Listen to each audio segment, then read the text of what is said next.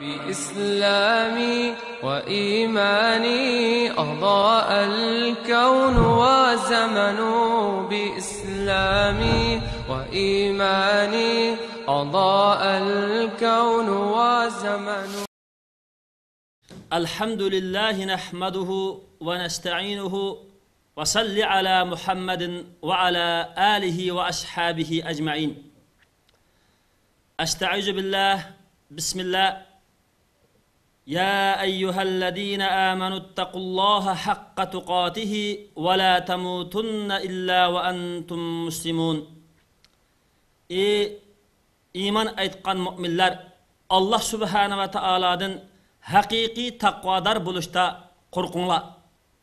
Ya'ni osmon va zimindagi hamma shay'ining egisi Allah. Hammamiz Allah subhanahu va taolo oldiga hisob bergili boramiz. Allah subhanahu va taolo bizdan qiyomat kunisi har bir sekund va minutimizdan hisob oladi.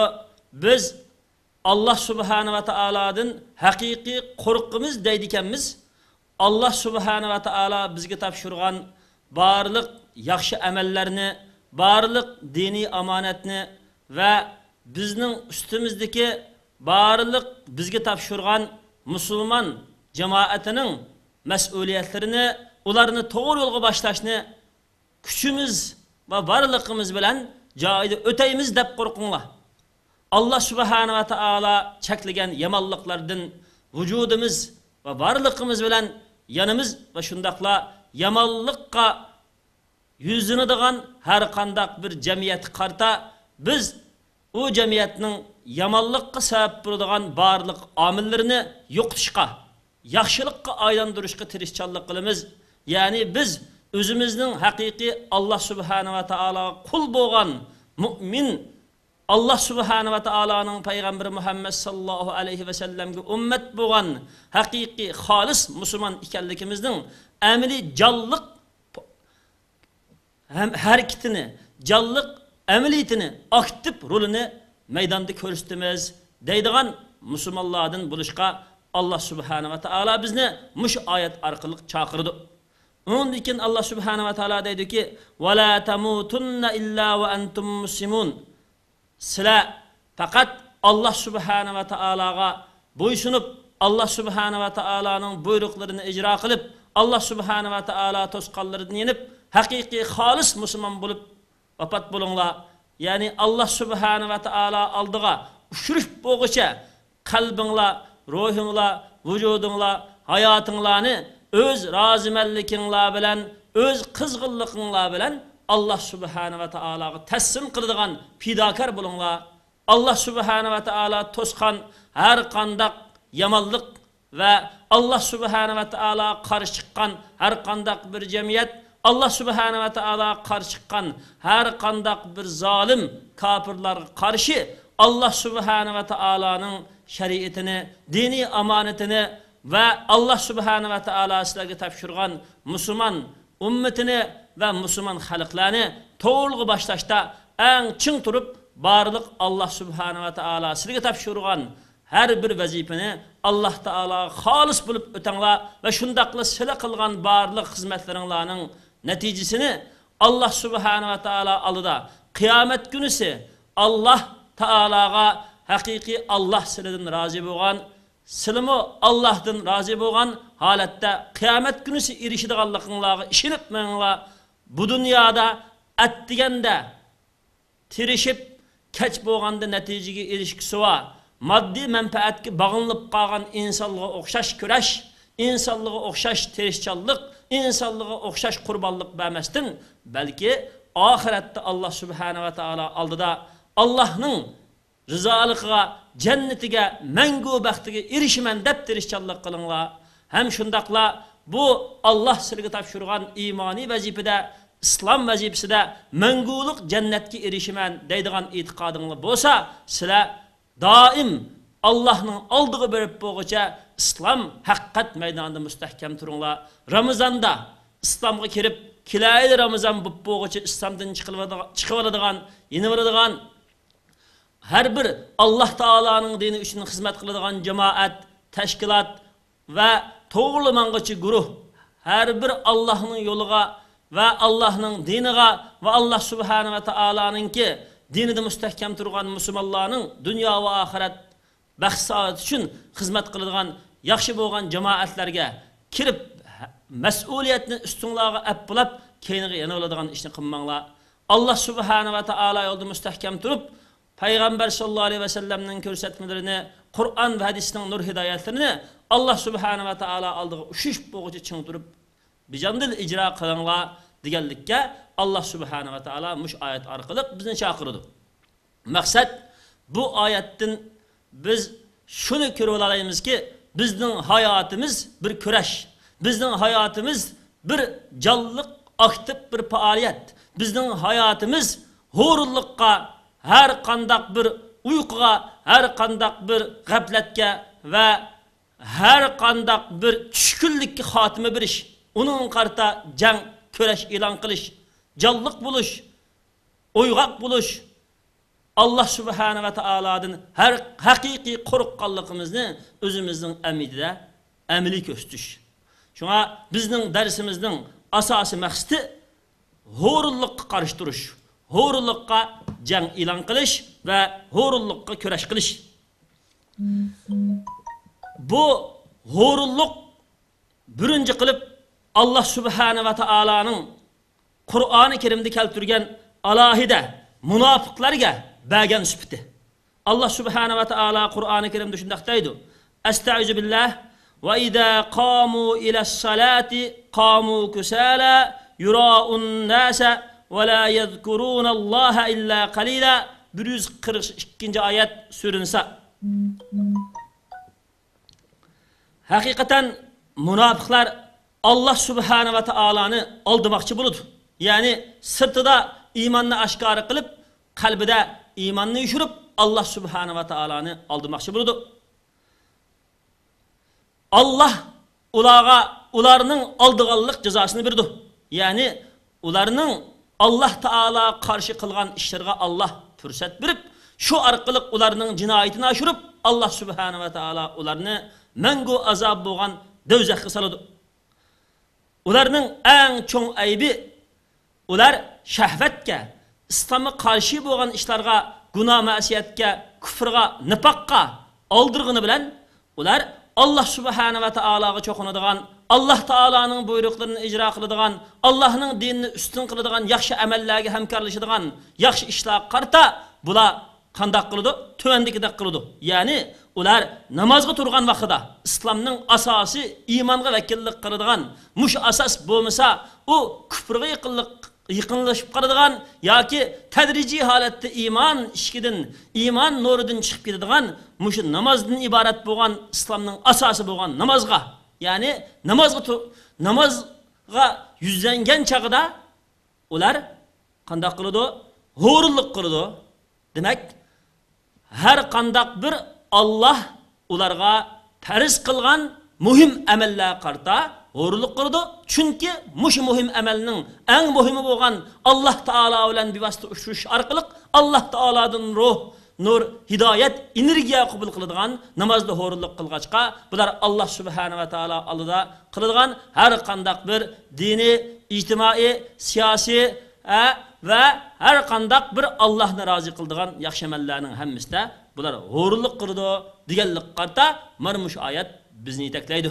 Demak, bu hurullik birinchi qilib kafirlarning ostida qiyomat kunisi darkil asfalda bo'ladigan eng ashaddiy do'zaxga tushadigan munofiqlarning sifati qarindoshlarimiz. Shunga har qandaq bir musulmon o'zini haqiqiy Allah taolo xolis musulmon, men Allah subhanahu va taoloni aldamayman, o'zimni aldamayman, Allah subhanahu va taolo menga fursat beribdi, bergan fursatda yana bo o'xshaydi deb o'zimni go'llab Allah subhanahu va taoloning dunyo va oxirat azobiga duchor bo'lmayman, xolis haqiqiy musulmon bo'laman desak, biz hurullikdan vaz kechishimiz, hurullikqa qarshi o'zimizda aktiv bir kuch-quvvat barpo qilishimiz, jonliq bo'lishimiz, Allohni rozi qiladigan, Allah rozi bo'ladigan va musulmonlar jamoatiga foyda yetkazadigan, payg'ambar sallallohu alayhi vasallamning hayotini amlashtiradigan, zulmga, kufrga qarshi turadigan har qanday bir yaxshi amal bo'lsa, ko'plarda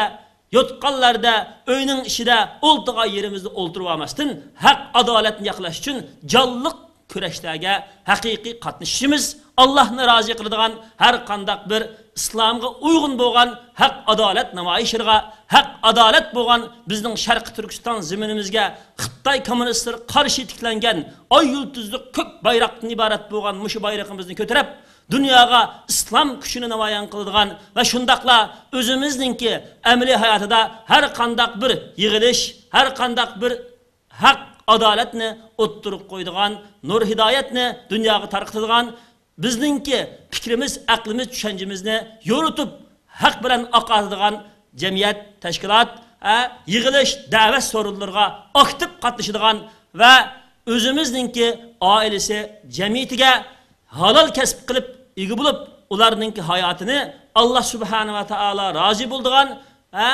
halol kasb bilan biqish orqali ularga haloldan yuguzib, ularni jushqon, ho'rin emas, islom va dinning manfaati uchun xizmat qiladigan, jamiyatga hasqatadigan yaxshi avlodlardan, yaxshi oildan bo'lib tarbiyalab chiqishga ahamiyat beradigan, shundaqla o'quvchi, ustozlar bo'lsak, o'zimizningki har bir da'vatchi ustozlar, o'rgatuvchilar yoki fan yoki dinda o'ziningki islomga qatish uchun bilim olayotgan ya bilim o'rgatayotganlar shu qilayotgan xizmatida aktiv bo'lib, o'qiganlar eng ilg'or natija bilan imtihondan o'tishga va o'qigan bilimidan musulmon ummatiga, Uyg'ur musulmonlarga foyda yetkazarligidek bo'lgan holatda haqiqiy to'g'ri, yakunlik, natijalik bilimlarni oladigan, faqat maktabdagi imtihonni o'tashdan maqsad emas, maktabdan chiqqandan keyinmi aktiv holatda shu nadan qolgan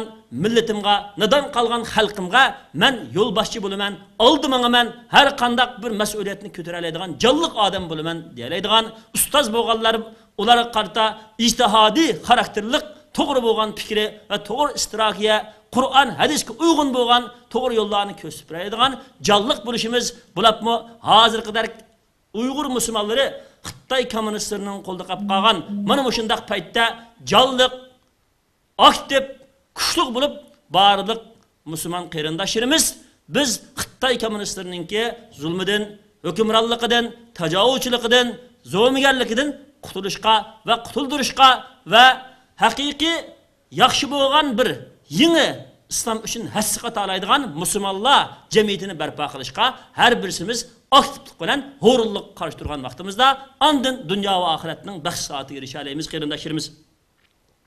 Hammamizni Alloh subhanahu va taolo haqiqiy aktiv Alloh subhanahu va taolo yo'lda mang'ichi musulmonlardan bo'g'il nisib qilsin. Shuning uchun payg'ambar sallallohu alayhi va sallam bizlarni hurlikdan panoh so'rab o'zining duoisida men hurlikdan panoh so'rayman degan. Ya'ni hurlikdan panoh so'rash nima desa, payg'ambar sallallohu alayhi va sallamning hurlikdan panoh so'rganligi hurlikninki bizi qarta keltiradigan bir zaharlik, bizningki aqlimizni, fikrimizni, ruhimizni, hayotimizni chiritadigan, bizni o'zimizning amaliy bo'lgan xizmatida Allohni rozi qilishdimi bizni yaqartib qo'ydigan, payg'ambar sallallohu alayhi vasallamning sunnatini, payg'ambar sallallohu alayhi vasallamning hayotini amlashtirishdimi bizni yaqartib qo'ydigan, shundaqla musulmon ummati va o'z musulmon xalqimizningki dunyo va oxirat baxt saoat uchun qildigan tirishchanligimizni bizni yaqartib qo'ydigan va biz ular bilan raqobatlashayotgan, ular bilan dushmanlashayotgan, ular ustidan g'olib kelsak bo'libdi deb qarayotgan dunyo kofirlari bo'libmi 1 milliard 700 million kuchga songa ega bo'lib bizga xiras qilayotgan Xitoy kommunistlari ustidan g'alaba qolaman. Men ularning ustidan haqiqiy yaxshi natijalarga erishib, o'zimning Alloh taolo xos bo'lgan Uyg'ur musulmonlari bo'lgan musulmon ummatini zulmdan, tajovuzchilikdan, mana shu har turli Xitoy kommunistlarining qilayotgan zo'ravonligidan qutqizman. Haqiqiy dunyo va oxiratlik ozodlikka erishiman. Alloh taoloni rozi qilaman da'vosak, biz mana shundaq kech kunduz bizni qarshi turayotgan dushmanlar qarshi hurlikdan voz kechishimiz kerak. Avvalan fikrimiz, iddimiz, düşüncemiz, hayatımız, ailemiz, cemiyetimizni kirib olgan ho'rullikqa jang qila olsak, xuddi payg'ambar sallallohu alayhi vasallamning mana bu hadisdiki, men ho'rullikdan panoh so'rayman deb xuddi g'am, andisha, qarz din panoh so'ragan qatorida mushu ho'rullikdan panoh so'ragan, mush ho'rullik qarshi jang qila olsak, ondan biz g'alaba erisha olamiz qarindoshlarimiz. Chunki bizga barliq g'amni, barliq andishini, barliq mas'uliyatsizlikni, barliq pushaymonni keltirayotgani, yana shu keltirayotgan omillarning eng qattig'i ho'rullik qarindoshlarimiz. Shunga İmam Ragib degan odam shunday deydiki, bir odam o'zini mas'uliyatini ado qilmaydigan, kelmaydigan qilib qo'ysa, avvalan o insoniyatlikdan chiqib ketadi. Hatto tadrijiy minib bir dunyodagi tirik jonivar ishidan chiqib ketadi. Chunki jonivarmi payg'ambar sallallohu alayhi vasallam degandek bir jonivar at deganda chiqib kech yo'g'anda qo'shiqni to'yg'izib kiradi. O'zining muddaosi bo'lgan rizqi uchun tirishidi. Demak, ho'run munchilikmi tirishmaydi. U oila, jamiyat, davlat, hokimiyat, taraqqiyot hammasida ibodat, Alloh taolo qildigan ishlarning, yaxshi ishlarning hammasida qanday qiladi desa, doim o'zining ishini biror banani keltirib, mas'uliyatini keyinga chekindirish, Alloh taologa nisbatan yolg'on arzularni qilib o'tirish, jamiyat, oilasi, dunyoga nisbatan aytgan chaqda oddiy banalarni chiqarib o'tirish. Shuning bilan esimizga olaylikki, har qanday o'zini boshqara olmagan musulmonlar, o'zini boshqara olmagan jamiyat, o'zini boshqara olmagan insonlar o'zi va o'ziga tabialarni boshqarish huquqiga, boshqarishiga ega bo'lishga tirishmaganlar, cho'qim mana biz ko'rayotgandek boshqalar tarafidan boshqarildi qiynashimiz, boshqalar tarafidan qul qilinadi qiynashimiz. Shuning uchun mana shunday xorliq, qulluq boshqalar tarafidan boshqarilish, shunday xabilikdan qutulamiz da bo'lsak, biz o'zimizdagi ho'rlik qarshi jang qilaylik. Biz shu vaqtida dunyo oxiratning baxtsiga erishamiz.